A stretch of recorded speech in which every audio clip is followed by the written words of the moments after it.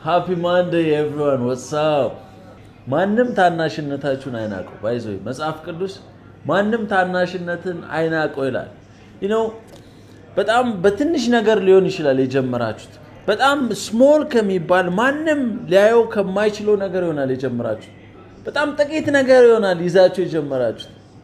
ግን አይምሰላችሁ ማንም ያንን ታናሽነታችሁን እንዳይንቃል። because አሁን ያለንበት ጀነሬሽን በጣም ትልቅ ነገር ሰክሰስ ቢግ ቲንግስ ማኒ የሆነ ብዙ የተሳለ የተቀመጠ ነገር አለ። ኢንስታንት ግራቲፊኬሽን የሚባል ነገር አለ። በቃ በአንድ ጊዜ የሆነ ነገር ላይ መድረስ ያንን ነው አሁን ያለንበት ካልቸር የሚነግረን። ግን የእግዚአብሔር መንግስት ከትንሽ ነገር ጀምሮ ትልቅ ነገር ላይ የሚደርስ ነው። ከትንሽ ነገር ነው የምላችሁ። ለዛ ነው ዘካርያስ ምዕራፍ 4 ላይ ምን ይላል መሰላችሁ?